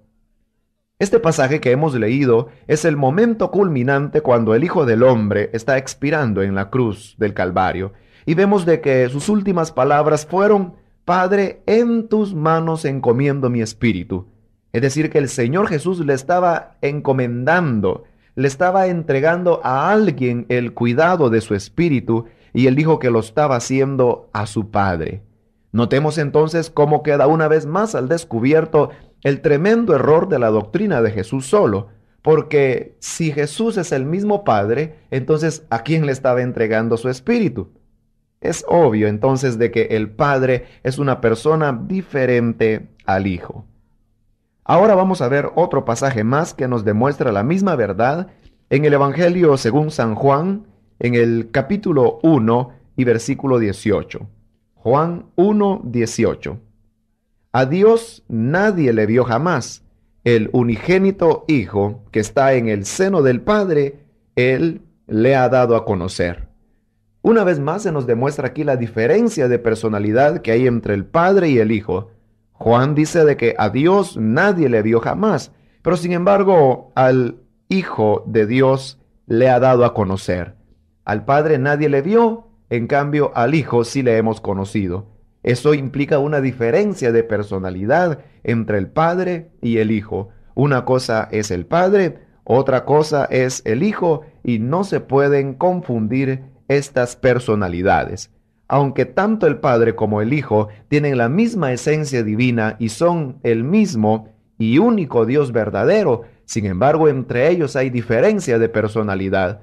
En esto se resume la doctrina de la Trinidad, una sola sustancia divina que no es dividida y tres personalidades que no se pueden mezclar, pero que las tres a su vez constituyen la única divinidad existente. Veamos otro pasaje más que nos demuestra la diferencia de personalidades que hay entre el Padre y el Hijo. En el Evangelio de Juan, capítulo 5, versículo 31 y 32, dice la palabra de Dios, si yo doy testimonio acerca de mí mismo, mi testimonio no es verdadero. Otro es el que da testimonio acerca de mí, y sé que el testimonio que da de mí es verdadero. Aquí el Señor estaba hablando de que si él daba testimonio acerca de sí mismo, es decir, si él confirmaba una verdad acerca de sí mismo, pues esta verdad no podía ser mucho creída, porque es mejor que nos alabe la boca ajena que la propia. Pero el Señor decía de que no era él quien daba testimonio de sí mismo, sino que era otro. Era ese otro? En el mismo capítulo 5, en el versículo 37. Versículo 37 dice, también el Padre que me envió ha dado testimonio de mí. Ahora, al juntar ambas porciones, dice el Señor Jesucristo, yo no doy testimonio de mí, sino que es otro el que lo da. ¿Y quién es ese otro? Luego dice, el Padre que me envió es el que ha dado testimonio de mí. El mismo Señor Jesús, con palabras de su boca, afirmó entonces de que el Padre era otro, otra persona diferente a él. No era él mismo, como dice Jesús solo. La doctrina de Jesús solo afirma de que Jesús es el mismo Padre, pero ahora Jesús está diciendo de que no es él quien da testimonio de sí mismo, por lo tanto, él no es el Padre, sino que dice es otro el que da testimonio, y ese otro es el Padre que ha dado testimonio de mí.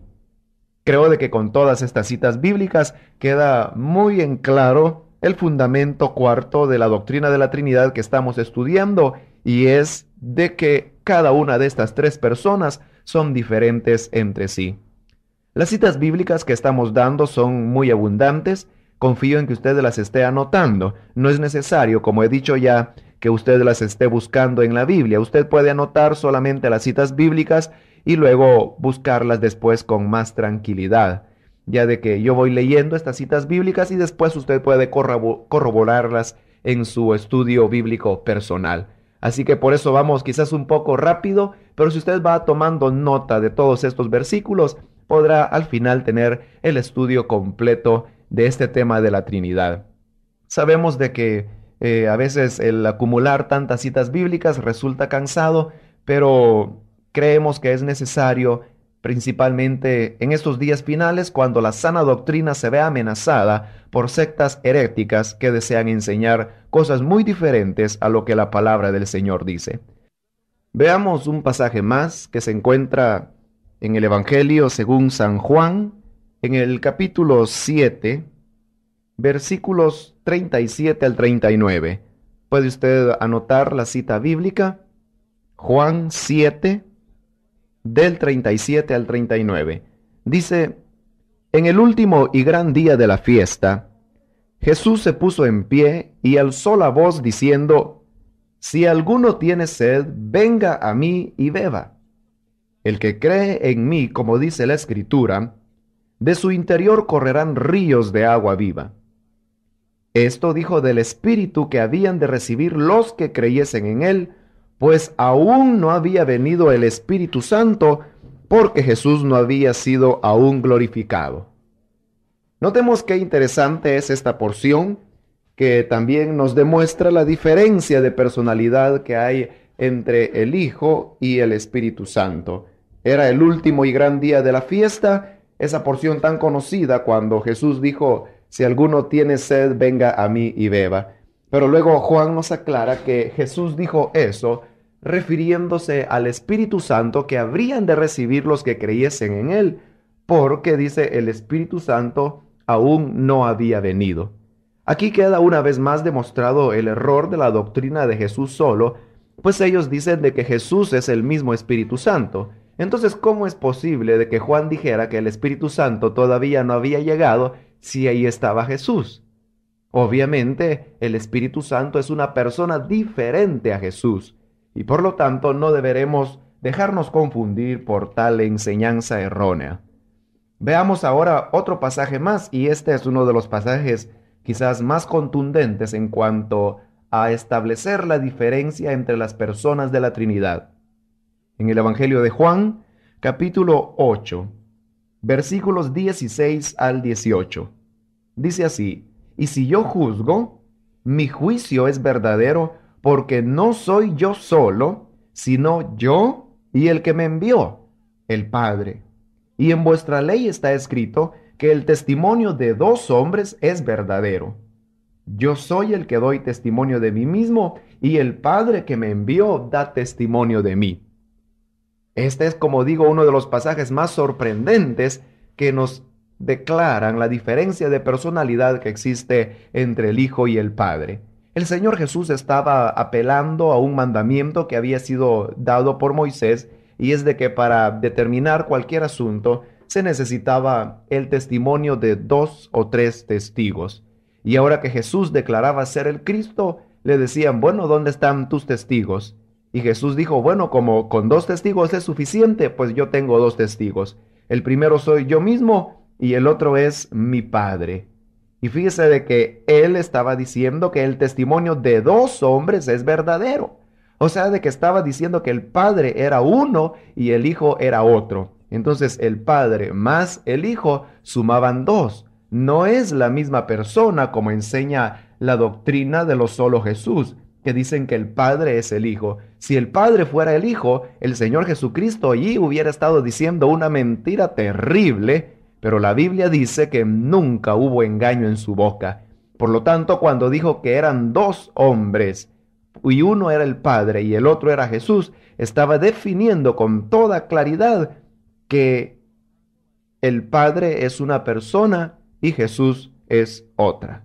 Y notemos también la expresión del versículo 16, cuando el Señor dijo, no soy yo solo, sino yo y el que me envió, el Padre. O sea que son 2 personas diferentes. Y fíjese bien que a esta doctrina a la cual estamos aludiendo se le llama Jesús solo o solo Jesús. Pero el mismo Jesús dijo en este pasaje, no soy yo solo, no soy yo solo. Así de que hasta en el nombre se equivocaron estas personas al escoger esta doctrina errónea. Esta doctrina de Jesús solo tuvo su origen alrededor del siglo III de la era cristiana, cuando un famoso hereje de nombre Sabelio comenzó a enseñar precisamente esa doctrina de que Jesús es la única personalidad de la deidad y que tanto Padre como Espíritu Santo no son nada más que otros títulos para el mismo ser divino que es Jesús. Esa herejía duró alrededor de 100 años y más o menos en el siglo IV de nuestra era desapareció completamente hasta que luego volvió a resucitar a principios del siglo presente y ha cobrado gran fuerza hasta llegar hoy en día a constituir todas esas sectas que bautizan en el nombre de Jesús y a las cuales hemos hecho referencia ya antes. Pero vemos desde el punto de vista bíblico que se encuentran en un grave error. Otro pasaje más que establece la diferencia entre las personas de la Trinidad es en el Evangelio de Juan, capítulo 14. El versículo 16 dice, y yo rogaré al Padre y os dará otro consolador, para que esté con vosotros para siempre. Aquí el Señor estaba aludiendo a la venida del Espíritu Santo y dice, yo rogaré al Padre y os dará otro consolador. La doctrina de Jesús solo dice de que el Espíritu Santo es el mismo Jesús que ha vuelto, pero el Señor no dijo, y vendré de nuevo para consolarles, sino que dijo, yo me voy y vendrá otro consolador. Y al decir otro consolador, es muy obvio que se estaba refiriendo a otra persona.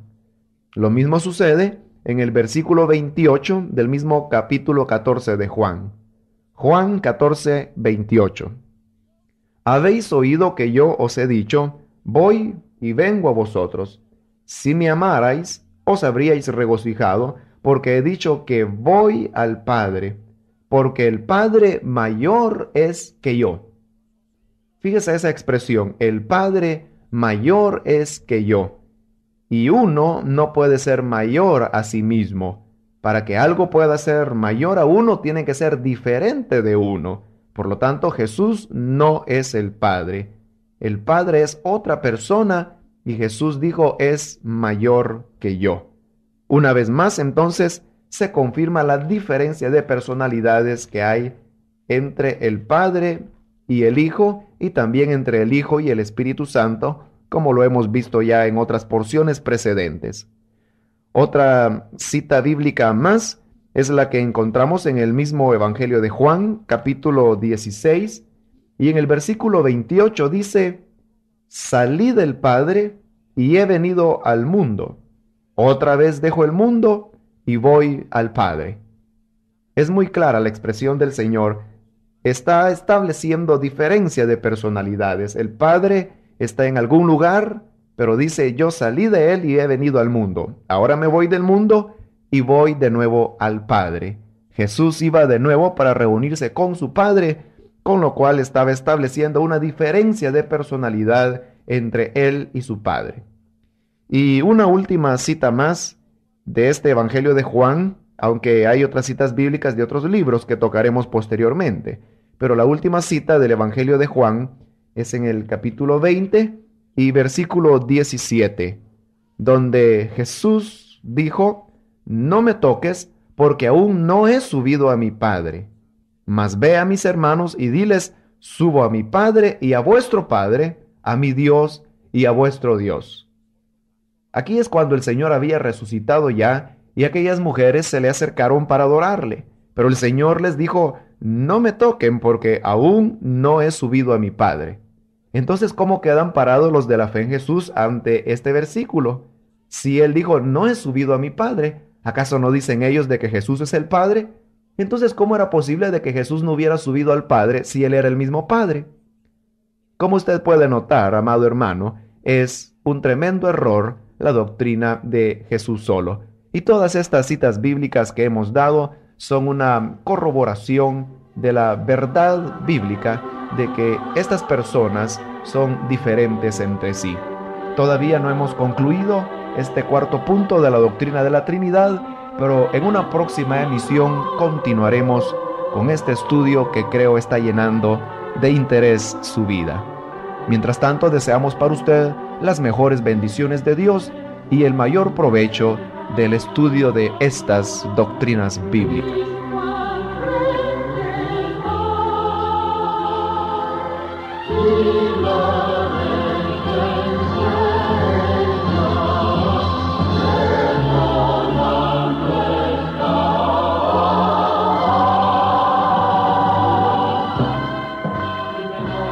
Este ha sido el programa Doctrinas Bíblicas, una exposición sistemática y detallada de las doctrinas más importantes de las Sagradas Escrituras. Le esperamos en nuestra próxima audición para seguir estudiando las doctrinas bíblicas.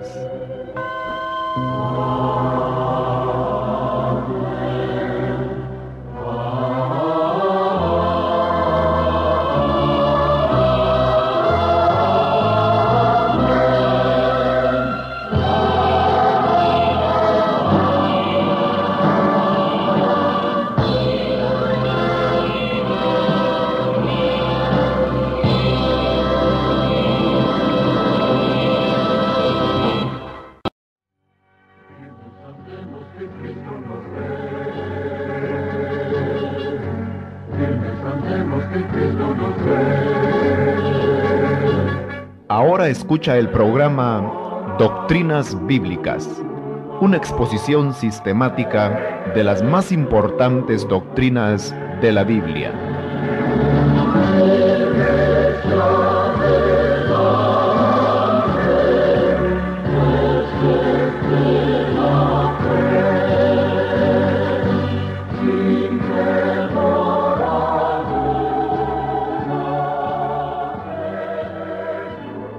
Estimado Radio Escucha, sea bienvenido a una nueva emisión del programa Doctrinas Bíblicas.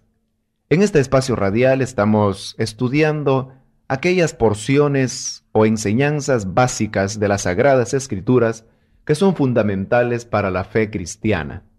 Espero tenga a mano ya su cuaderno de apuntes para seguir adelante con el tema que últimamente hemos estado estudiando. Es el tema de la Trinidad de Dios. Este es un tema muy importante, pues nos habla acerca de la misma naturaleza de Dios. Si deformamos la naturaleza de Dios, estamos entonces corrompiendo lo que es la base de nuestra fe, y eso viene a ser una verdadera apostasía, una blasfemia contra la majestad de nuestro Dios. Por eso también combatimos todas aquellas enseñanzas que son discordes con la verdad de la palabra de Dios.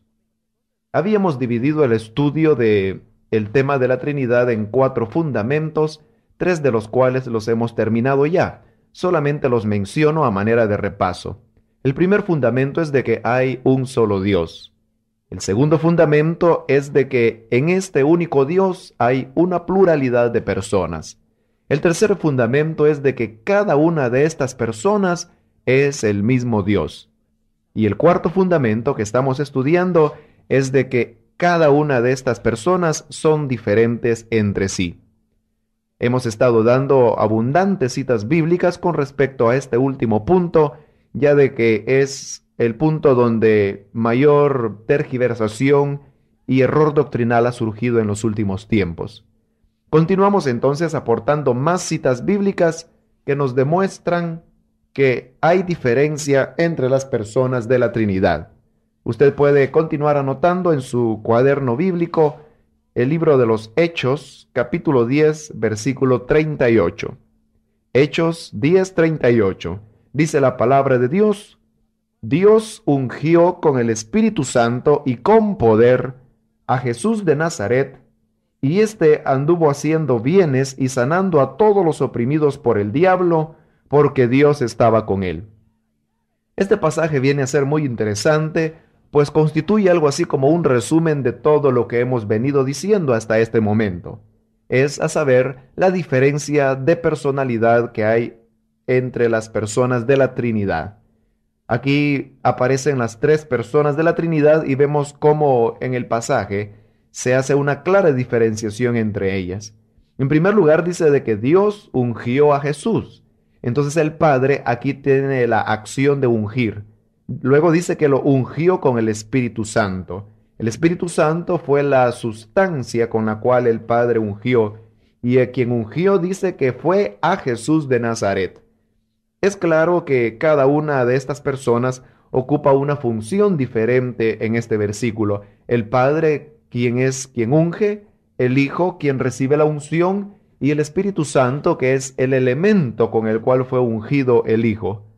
Obviamente, hay diferencia entre estas personas de la Trinidad, ya de que si Jesús fuera el Padre y fuera también el Espíritu Santo, este versículo resultaría inexplicable desde todo punto de vista.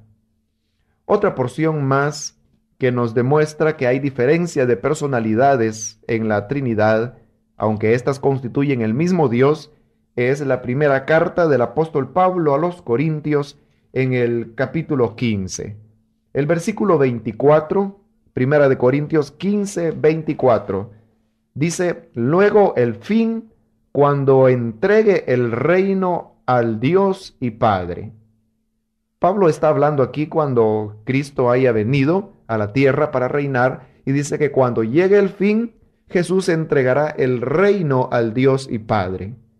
Una vez más queda al descubierto la diferencia de personalidades que hay entre el Padre y el Hijo, pues si Jesús fuera el Padre, ¿cómo es posible que Él se pueda entregar a sí mismo el reino si ya lo posee?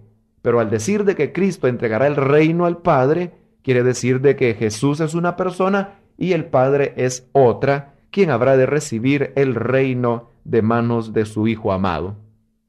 Y en el mismo capítulo de 1 de Corintios 15, versículos 27 y 28, encontramos una nueva base bíblica para esta enseñanza. Dice: porque todas las cosas las sujetó debajo de sus pies. O sea, el Padre sujetó todas las cosas bajo los pies del Señor Jesús. Y cuando dice que todas las cosas han sido sujetadas a Él, claramente se exceptúa aquel que sujetó a Él todas las cosas. Pero luego que todas las cosas le estén sujetas, entonces también el Hijo mismo se sujetará al que le sujetó a Él todas las cosas, para que Dios sea todo en todos. El pasaje es muy claro, creo de que se puede ver con diferencia o con claridad la diferencia que existe entre las personas del Padre y el Hijo, porque dice que es el Padre quien sujeta bajo los pies de su Hijo todas las cosas. Y luego dice que cuando le sujeta todas las cosas, le sujeta todo menos, dice, aquel que le sujetó a Él todas las cosas. O sea, de que el Padre es el único que no está sujeto al Hijo. De ahí todas las cosas han sido sujetas al Hijo. Y luego dice el versículo 28 que cuando ya todas las cosas le estén sujetas, entonces también el Hijo mismo se sujetará al que le sujetó a él todas las cosas. En otras palabras, el Hijo mismo se sujetará al Padre. Entonces Jesús no puede ser el Padre, porque entonces Jesús no podría sujetarse a sí mismo. Pero al decir de que el Hijo se sujetará al Padre, se establece una vez más la diferencia de personas que hay entre el Hijo y el Padre, aunque hemos visto ya de que ambos son el mismo Dios. Otro pasaje más de la Biblia que nos termina de corroborar esta verdad es en la carta del apóstol Pablo a los Gálatas capítulo 3. El versículo 20, Gálatas 3:20, dice, y el mediador no lo es de uno solo, pero Dios es uno. Este es un pasaje muy interesante porque Pablo está haciendo aquí referencia al papel que anteriormente desempeñaban los sacerdotes en el Antiguo Testamento. El sacerdote era un mediador, pero al hablarse de un mediador, pues se infiere inmediatamente que un mediador está mediando entre dos personas. En el caso del Antiguo Testamento, los sacerdotes, según el orden de Aarón, mediaban entre Dios y el hombre. Y ahora Pablo dice de que el mediador es Cristo. Y dice de que es mediador no de uno solo. O sea, de que Jesús tiene que mediar entre el hombre y el Padre. Y el Padre tiene que ser diferente a Jesús, pues dice que no es mediador de uno solo. Porque si Jesús fuera el Padre, entonces Él no podría ser mediador entre Él mismo y el hombre. Eso sería desde todo punto de vista ilógico, irrazonable, no es posible. Pero dice la Escritura que Dios es uno. Entonces, Padre e Hijo son el mismo Dios, pero sin embargo es diferente la personalidad del Padre y del Hijo. Y por eso es de que Jesús puede ser un verdadero mediador, porque está mediando entre su Padre y el hombre, por cuanto Él no es el Padre. Y notemos bien de que si tuviéramos que aceptar la doctrina de Jesús solo, entonces tendríamos que negar de que Jesús es sumo sacerdote, tendríamos que negar que Él es mediador, porque ¿cómo podría mediar entre Él y otra persona? Ya no sería un mediador, eso se convertiría en algo así como, diríamos, un trato, no sé, dictatorial, podríamos decir. No tendría sentido, no fuera realmente un mediador. Pero gracias a Dios que la verdad de la Biblia es de que el Padre es una persona, el Hijo es otra y el hombre es un ser diferente y por lo tanto el Hijo puede colocarse en medio para mediar entre su Padre y el hombre. Otro pasaje más con el cual estaremos ya concluyendo este cuarto punto de la doctrina de la Trinidad lo encontramos en Colosenses capítulo 3 y versículo 1.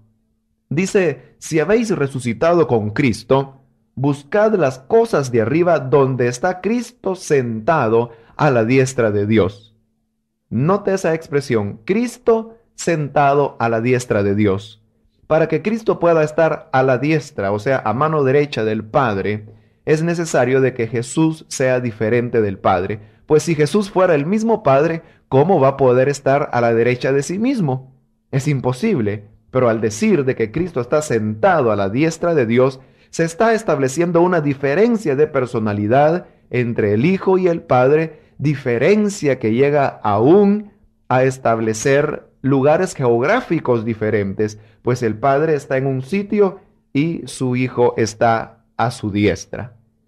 Toda esta gran cantidad de citas bíblicas que espero usted haya anotado ya en su cuaderno de estudios bíblicos son una demostración contundente que corrobora la verdad que hemos estado enseñando de que las personas de la Trinidad son diferentes entre sí mismas. Con esto estamos ya en capacidad de completar todo lo que sería la enseñanza de la Trinidad. Y a manera de resumen, diremos lo siguiente. La doctrina de la Trinidad no enseña que haya tres dioses. Solamente existe un único Dios verdadero. La doctrina de la Trinidad no es un triteísmo. Y por otro lado, el hecho de que la palabra Trinidad no aparezca en la Biblia, eso no demuestra nada. Dijimos también al principio de este estudio que la expresión rapto de la iglesia tampoco aparece en las Escrituras. Pero eso no es base para que neguemos que un día Cristo raptará a su iglesia. Lo mismo sucede con la palabra Trinidad. El hecho de que esa palabra Trinidad no aparezca en la Biblia de ninguna manera demuestra que esta doctrina sea falsa. Y luego, la doctrina de la Trinidad decíamos que tenía 4 fundamentos. El primero es de que solamente existe un Dios verdadero. El segundo fundamento es de que este único Dios verdadero es una pluralidad de personas. Luego viene el tercer fundamento y es de que cada una de estas personas es el mismo Dios. Y el cuarto fundamento que acabamos de terminar de estudiar es de que estas 3 personas son diferentes entre sí. Por lo tanto, en pocas palabras podemos decir que la doctrina de la Trinidad enseña que solamente existe un Dios, pero que se manifiesta en 3 personas que son diferenciables entre sí. Una sola sustancia divina que no es dividida y 3 personalidades diferentes que no se pueden mezclar. Esto, en pocas palabras, es la doctrina de la Trinidad. Habiendo finalizado el estudio del tema de la Trinidad, ahora deseamos tan solo tocar algunas objeciones que a veces se presentan en contra de esta sagrada doctrina. Hemos estado haciendo alusión a lo largo de este programa a las enseñanzas que se han dado en llamar de Jesús solo, es decir, la enseñanza que sostienen aquellas denominaciones que bautizan en el nombre de Jesús. Ellos atacan esta doctrina de la Trinidad a pesar de que es una doctrina ampliamente respaldada por la Biblia, según hemos demostrado en este estudio que hemos realizado. Pero siendo de que ellos a veces presentan algunos pasajes que aparentemente les apoyan, quisiera tocar alguno de esas porciones para rebatir estas objeciones y que quede así mayormente confirmada la verdad que hemos enseñado. Uno de los pasajes que casi siempre citan estas personas es el que se encuentra en el Evangelio de Juan, capítulo 10 y versículo 30, donde dice: yo y el Padre uno somos. Tomando como base este versículo, los que enseñan la herejía de Jesús solo dicen de que ahí el Señor estaba demostrando o estaba confirmando de que el Padre y el Hijo son una misma persona, pues Él dijo: yo y el Padre uno somos. Ahora, ¿en realidad quiso decir eso el Señor? La Biblia dice que no. En primer lugar, por la misma forma de expresión que el Señor usó. Si el Señor hubiera querido decir de que Él y el Padre son una misma persona, pues hubiera dicho: yo y el Padre uno soy. Uno soy. ¿No era acaso esa la mejor forma de expresar esa verdad? Pero con el mismo hecho de que el Señor haya dicho: yo y el Padre uno somos, al usar un verbo en plural, estaba ya hablando de una diferenciación de personas. Pues Él dijo: yo y el Padre uno somos. Y al hablar de somos, estaba refiriéndose a 2 personas diferentes entre sí. Si Él hubiera querido enseñar de que Él y el Padre son la misma persona, como argumentan estos de la fe en Jesús, entonces Él hubiera dicho: yo y el Padre uno soy.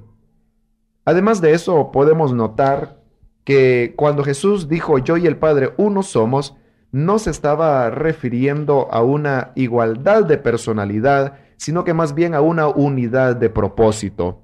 Pues esta palabra que Él dijo: yo y el Padre uno somos, el mismo Señor la vuelve a repetir en el Evangelio de Juan, capítulo 17.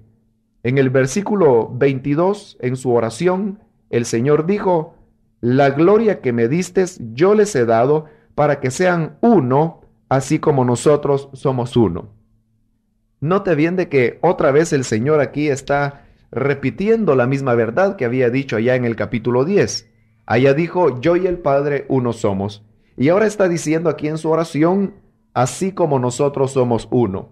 O sea, el Hijo está hablando con el Padre y le vuelve a decir: nosotros somos uno. Pero ¿estaba realmente el Señor diciendo con eso de que ambos son una persona? No es posible, porque Él en su oración decía: para que ellos, o sea, refiriéndose a los creyentes, sean uno, así como nosotros somos uno. Entonces, ¿cómo es de que los creyentes son uno? Porque yo y todos los creyentes en Jesucristo somos uno. Pero uno, ¿en qué sentido? ¿En el sentido de que tenemos la misma personalidad? ¿En el sentido de que somos la misma persona?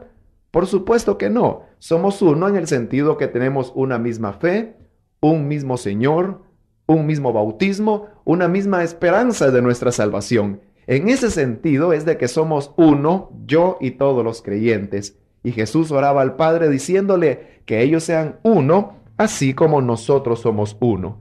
Quiere decir entonces de que Jesús y el Padre son uno, así como el creyente, con todos los demás hermanos en la fe, también son uno.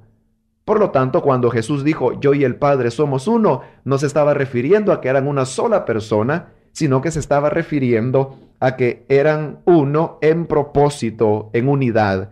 Como el siguiente versículo, el 23, también lo dice, yo en ellos y tú en mí, para que sean perfectos en unidad, para que el mundo conozca que tú me enviaste y que los has amado a ellos como también a mí me has amado.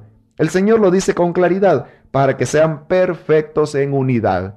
Entonces, cuando Él se refería al hecho de que sean uno o que yo y el Padre somos uno, se refería no a una similaridad de personas, sino que a una perfección de unidad.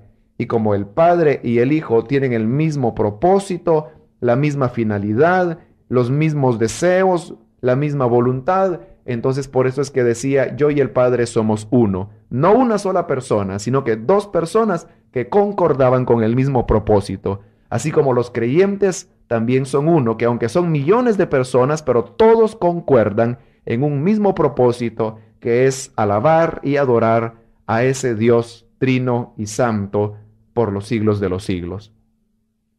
Otro pasaje que presentan como objeción los que sostienen la doctrina de Jesús solo es el pasaje que se encuentra en el Evangelio de Juan, capítulo 14, el versículo 8 y 9.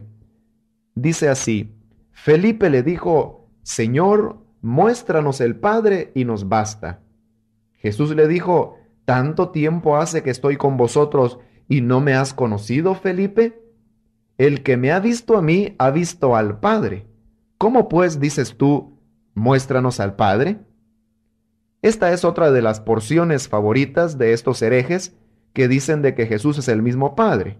La petición de Felipe era que quería ver al Padre. Y Jesús le respondió, ¿tanto tiempo hace que estoy con vosotros y no me has conocido, Felipe? El que me ha visto a mí ha visto al Padre. Notemos bien de que el Señor en ningún momento dijo de que Él fuera el Padre, sino que lo que Él dijo fue, el que me ha visto a mí ha visto al Padre.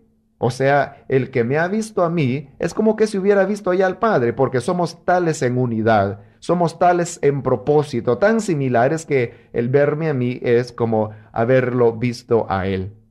Eso era lo que el Señor quería decir en otras palabras. ¿Por qué razón? Porque en el siguiente versículo, el mismo Señor le explica a Felipe diciéndole, ¿no crees que yo soy en el Padre y el Padre en mí? Fíjese bien de que Jesús no estaba diciendo yo soy el Padre, sino que Él estaba diciendo el Padre es en mí y yo soy en el Padre. Las palabras que yo os hablo no las hablo por mi propia cuenta, sino que el Padre que mora en mí, Él hace las obras. El Señor está hablando de una diferencia. Las palabras que yo hablo no las hablo yo, sino que el Padre. Obviamente el Padre es diferente del Hijo. Y luego dice, las obras que yo hago no las hago yo, sino que el Padre que mora en mí es quien las hace. Lógicamente el Padre entonces es diferente del Hijo. Y con eso viene a quedar clara la verdad de que hay diferencia de personalidad y que cuando el Señor dijo, el que me ha visto a mí, ha visto al Padre, era como decirle a Felipe, ¿por qué pides ver al Padre? Si las palabras que el Padre habla son las que yo hablo y las obras que el Padre hace son las que yo he hecho, pues no soy yo quien las hace, sino el Padre que está en mí. Y en ese mismo capítulo 14 de Juan, en el versículo 20, la cosa se aclara todavía más cuando dice, en aquel día vosotros conoceréis que yo estoy en mi Padre y vosotros en mí y yo en vosotros. Fue lo que le había dicho a Felipe hace un momento. Felipe, ¿no crees que yo soy en el Padre? Pero ahora va más allá el Señor al futuro y dice, en aquel día vosotros conoceréis que yo estoy en mi Padre. Pero añade más y dice, y vosotros en mí y yo en vosotros. Ahora, así como Jesús es en el Padre y el Padre es en Jesús, de manera que quien ha visto a Jesús ha visto al Padre, de igual manera llegará un tiempo, dice, cuando nosotros seremos en Jesús y Él en nosotros. Ahora, la pregunta es, ¿será que en el futuro nosotros llegaremos a ser la misma persona divina con Jesús? Claro que no, eso es una blasfemia.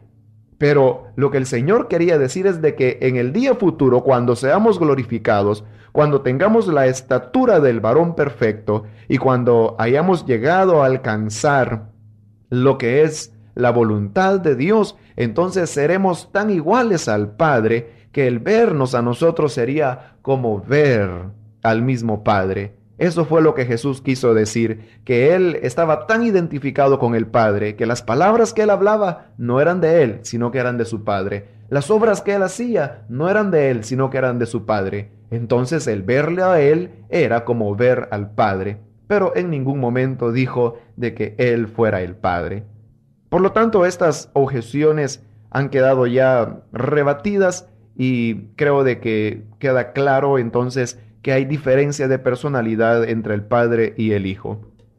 Y ya para finalizar, solamente deseo que demos un repaso a aquellas confesiones de fe de mayor reputación, como son en primer lugar la Confesión de Fe de los Países Bajos, la cual en el artículo 8 declara lo siguiente: según esta verdad y esta palabra de Dios, así creemos en un solo Dios, el cual es una única esencia en la que hay tres personas, real, verdadera y eternamente distintas según sus incomunicables atributos, y que son el Padre, el Hijo y el Espíritu Santo. El Padre es la causa, origen y principio de todas las cosas, tanto visibles como invisibles. El Hijo es el Verbo, la sabiduría y la imagen del Padre. El Espíritu Santo es el eterno poder y potencia procediendo del Padre y del Hijo. De tal manera, sin embargo, que esta distinción no hace que Dios sea dividido en tres, ya que la Sagrada Escritura nos enseña que el Padre y el Hijo y el Espíritu Santo, cada uno tiene su independencia distinta por sus atributos. De tal manera, no obstante, que estas tres personas son un solo Dios. Así pues, es sabido que el Padre no es el Hijo y que el Hijo no es el Padre, y que asimismo tampoco el Espíritu Santo es el Padre ni el Hijo. Entre tanto, estas personas tan distintas no están divididas ni tampoco mezcladas entre sí, porque el Padre no se ha encarnado ni tampoco el Espíritu Santo, sino solamente el Hijo. El Padre nunca ha sido sin su Hijo ni sin su Espíritu Santo, porque los tres son coeternos en una sola misma esencia. Ahí no hay primero ni último, porque los tres son uno solo en verdad, en potencia, en bondad y en misericordia. Es así como reza el artículo 8 de la Confesión de Fe de los Países Bajos, lo cual viene a corroborar todo lo que la palabra del Señor ha dicho y que hemos explanado a lo largo de este estudio bíblico. Llegamos así al final de la exposición del tema de la Trinidad, invitándoles para una próxima emisión cuando continuaremos con ustedes estudiando otros temas de doctrina bíblica. Nuestros saludos para usted y su familia.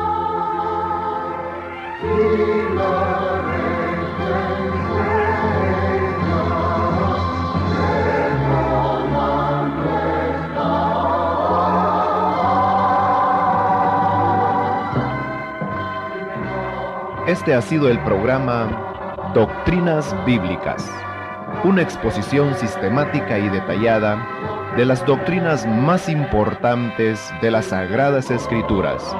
Le esperamos en nuestra próxima audición para seguir estudiando las doctrinas bíblicas.